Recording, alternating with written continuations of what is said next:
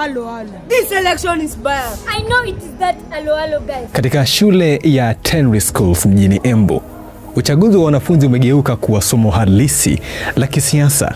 Kupitia mfumo na mtaala mpya wa CBC, wanafunzi hawafundishwi tu darasani, bali wanapewa nafasi ya kuonyesha uwezo wao kwa vitendo.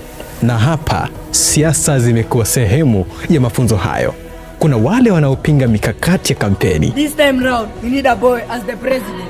On that note, I present to you the new school president. Okay. Wengine wakisimamia mawasiliano. Sisi ni watu wazuri. We don't have corruption cases. Na wengine wakijifunza namna ya kuzungumza mbele ya umma. Hizi games zenye mmeanza tunazijua.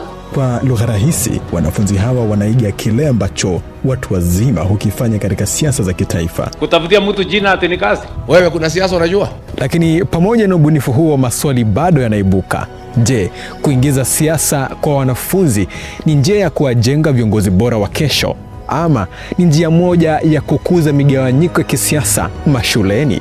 Mfumo wa CBC ni muhimu sana katika kuwajenga viongozi wa kesho wanafunzi hawa, lakini ushirikishaji ni muhimu ili kuhakikisha kuna miongozo na mipaka sahihi, kuhakikisha kwamba wanafunzi hawa wanajifunza maadili bora ya uongozi badala ya siasa za migawanyiko. I need to give you something to remain charged. Panga mstari. Kwa sasa katika shule hii ya msingi mjini Embu, ushindani unaendelea, lakini nyuma ya kampeni, ahadi na siasa za wanafunzi hawa, kuna swali kubwa ambalo taifa linaendelea kujiuliza. Je, CBC inawaandaa watoto hawa kwa viongozi bora wa kesho, ama inawaleta mapema sana katika ulimwengu wa siasa, na hususan siasa za migawanyiko? Alan Wetungu, Nairobi, Kenya.